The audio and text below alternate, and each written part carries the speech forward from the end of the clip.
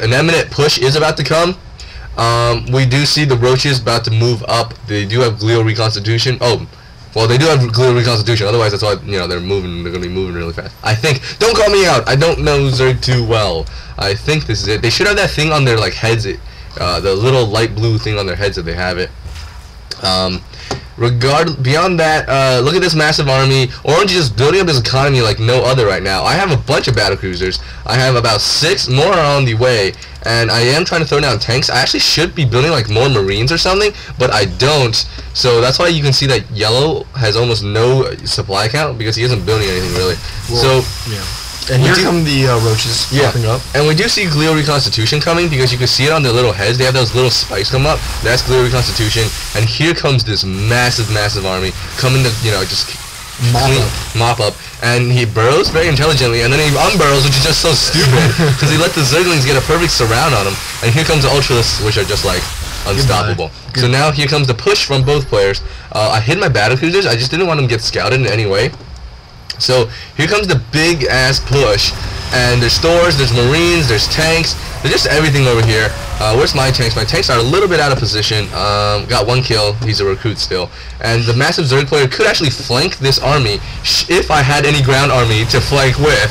So that's not gonna work, and we do see the attack coming. The Colossus are actually gonna be able to do a lot of damage against Zerg units. Let me speed down. Sorry. And so I set up 2 tanks. I got 2 tanks over here. Set up 2 more tanks, and right now I just kind of do as much damage as I can against the marine army, because the marine army is going to be able to do a lot of damage against my battlecruisers when they come. Which there they are. I don't know what sound that was. I just felt like making it. And right now the Colossus are just wiping out all the units with the tanks. Tanks are just so damn strong. And here's a bunch of Vikings, which I'm surprised he even got Vikings, because I don't even know if he knew I had anti-air. But beyond that, it doesn't matter, because battlecruisers just wipe up everything. If you notice right now, he took out 1 expansion. That's cool with me. But just look at all the units melt away. This is a fiery mess over here. And everything just burns the hell. What are these tanks going? I don't know. But everything just burning up. And now the Colossus, which are getting a lot of kills, are going to be able to go down soon. Yeah, come on battlecruisers, take out the Colossus soon. And here comes Ultralisk. Ultralisk gonna be like, yeah, I'm gonna chew you up.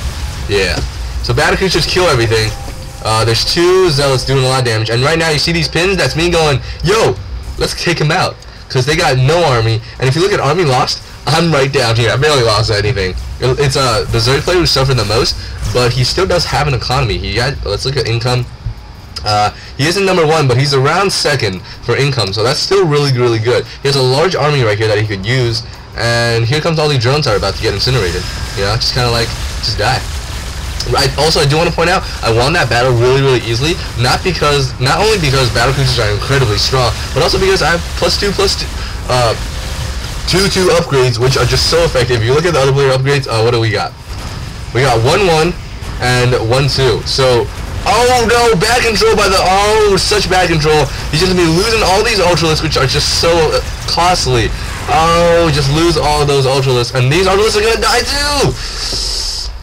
So just not good control, didn't kill any units, but did a lot of damage. And right now I'm just gonna go and just incinerate this base. Just kill these units here. Let's see what else is going on. Blue has a lot of money. He's not really building anything. Right now, I think I'm going for switching to Marines. Yep, switching to Marines and more battlecruisers. I think you scouted some anti-air at this point. Did you not? Yeah, I did. Because the guy started going for a lot of Vikings. And look at this flank with my battlecruisers. How nasty is that? Who flanks with battlecruisers? I do. So right now, all of these units are just incinerating, and I still actually have a lot of battlecruisers, but like this one's like 10 health, but he's still wrecking. So he's a sergeant. He's a sergeant. So now I do get a few Vikings on my own, because what happens when the other player goes mass Vikings against mass battlecruisers is that mass Vikings will win because they can outrange the battlecruisers. But if you just throw in a few Vikings, the Vikings will pick off the other Vikings. So that's what I have in mind here. I actually should snipe off the SCVs, but I'm a little too generous for that. A little too generous.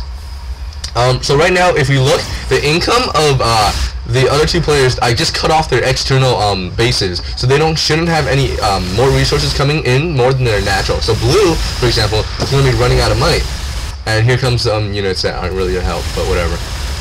But I do want to note that for me, for example, I do have this expansion up, and I could get this expansion up, and they're not even like closely, remotely, being mined. Whereas the Zerg player is almost mining out all his external expansions, which means he's utilizing the most amount of money he can get.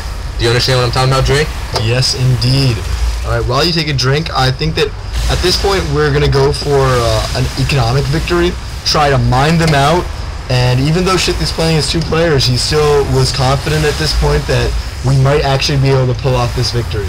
At different points in the game, we were getting different outlooks as to the quality of victory, but at this point with our battle cruisers, even against these anti-air Thors, I think that we were pretty confident in the possibility of victory. Yeah, very true. One, just look at the unit composition of the other players now. First of all, Cyan has no units. I just want to point that out. So essentially, he's out of the game for now. Let's go army. Is this army lost? Yep. I am still way down here, whereas look at the other players. They're just losing everything. And then if you just look at their resources, no, I don't want to look at resources. No, because always the money goes away. Army size, I have definitely the largest army, and right now I wanted the orange player to expand here because the creep prevented me from expanding. So what I'm going to do is I'm just going to mine out of these 2 naturals while getting income up, and let the Zerg player mine out of these 2 with this one, and then we just get the economic win. Because right now what we do have is a larger army, I believe, kind of. If you add in composition, we do have a pretty large army. So if they attack us or anything like that, we should be able to do all right. And corruption being thrown down, but not really doing anything. Corruption just makes you take more damage, which doesn't really matter. Where are all these ultras going right now? Are they going to take out? I don't know. Just walking around, chilling with my SCV over here. Looks like they might be going and attacking soon. They actually have a very large army. If you look at the army composition now, it's all anti-air. And look at me, switching to Marines! Good call. So Marines are very, very good against most anti-air units, such as Vikings, Stalkers, and, well, the tanks are going to be kind of annoying. If I can take out the tanks, I'll be fine. He does have a lot of Marines himself, but let's see whose Marines are better. It might be his, actually. Yeah, his are better. I have no upgrades. So his Marines are better, but does he have stim? Yes, he does. Okay, so he's just much better in this respect.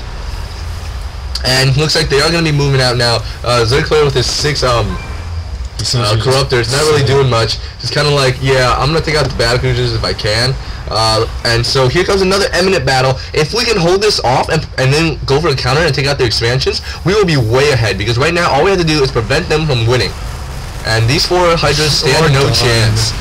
And oh my goodness, look how many Vikings there are. This is lagging up our replay. It is lagging up the replay.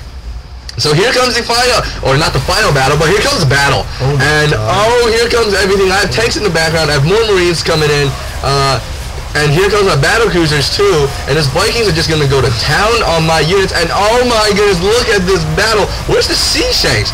Where's blue player siege tanks? They're unsieged. So my Marines are just doing a lot of damage right now.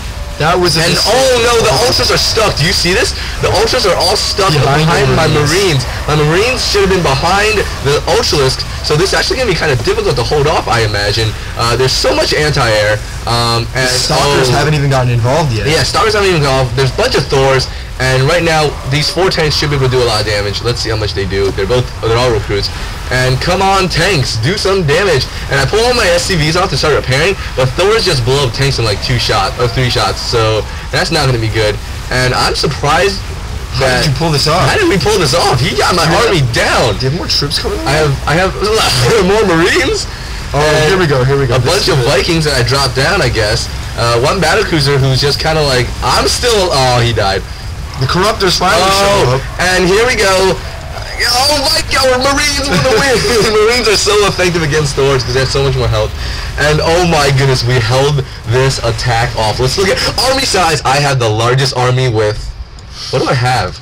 I'm not even sure what units I have. 2 more battlecruisers and a bunch of Marines. So right now, a little late to the party. Wow, that's a lot of Hydras just suddenly popped up. Damn.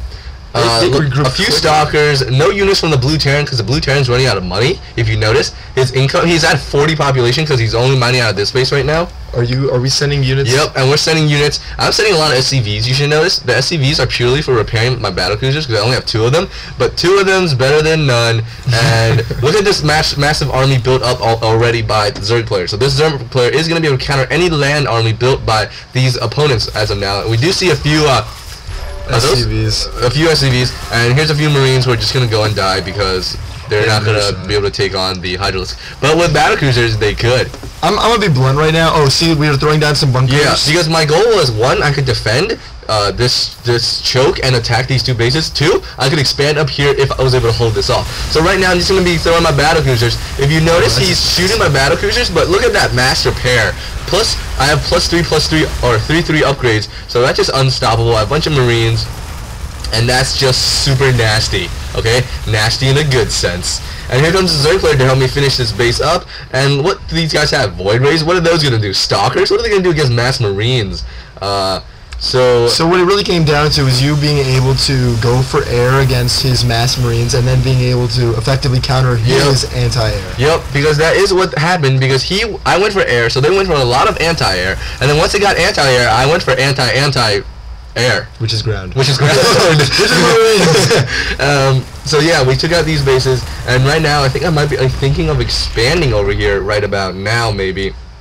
If you look at the population, Orange is a bunch of Ultras, a bunch of Hydras, so his army's up. And look at the upgrades. That's just crazy. I'm not going to lie, he was not very effective with his resource management. Yeah, so how many resources? He has a lot of resources, but he gave me a lot of his resources, so I could keep up production. Key to victory. Keep up production of constantly some battle cruiser. Where's this rally to? Okay, battle cruisers and a lot of Marines. So right now I'm just pumping mad Marines, and and my roommate returns, but Dre shuns him out. So that's cool, man. Right now, if you notice, no income from the blue player. He doesn't have anything because I took out expansion. I'm expanding where he expanded, and so now he's gonna try to set up this expansion with a few Marines to protect. But if this army just goes, we can actually demolish their whole, whatever they have right now. Actually, they might be going for an attack. We see all of these stalkers, all of these Hydralisks. They actually might be coming for an attack. And here comes the Zerg player. Yeah. So here comes Orange because I told him I think they're coming. So naturally he would obey. So one battle cruisers, and I do start going. He pulls them back. He pulls all these units back. That's very intelligent. And right now I pull all my units back too, because that's just what you do when they have mass army. And they're coming right now, and he loses a few more Hydras. He just keeps doing this. He's like, I don't want Hydras or something. Goodbye, Overlords. There's actually there's a bunch of, wow. Oh, this was embarrassing. Talk about just making fun of him for losing units. I just threw that one away. You just rallied a battle to its death. Okay, so I think I have 1 tank, a few Vikings, a bunch of Marauders, and a lot of Marines. Marines are going to counter this whole thing.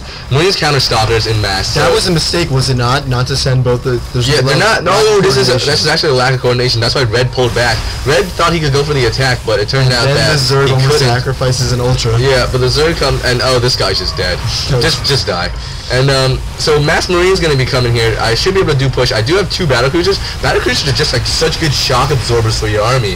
They just take so much damage, take forever to die, while the rest of your army do damage. Just like Ultralisk. Super fantastic.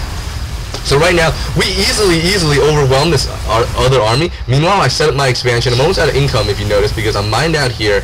Only mining from here, and that's not even my base. So here comes these Marines just going to go right behind and just destroy everything that's left here. And at this point, we've basically defeated their entire army. Yeah, because they're mined out. Yeah, Red's mined out. He has no base. Cyan's not building anything because he sucks. And Blue's mining from the gold, but like if we just attack their base right now, which is what's happening, they have nothing. There's no units left to produce. So what we do here is essentially win an economic match. Yeah, what? Let's watch this battle. Okay. So that's about it, and this was just such a back and forth epic match, and we just head off the attack, and oh my goodness, it was so exciting. So thank you guys for watching. Please watch all the parts. If this is 3, I'm sorry, just watch it, I guess. So thank you guys for watching. More videos coming up. You have anything to say? It was an enjoyable match. I couldn't keep my eyes off of it, so I hope that you enjoyed, not my commentary, but Shifty's commentary, and a pretty epic 3-on-3, 3v2 3v2 with Shifty as T and T. Yeah. All right. So thank you guys for watching.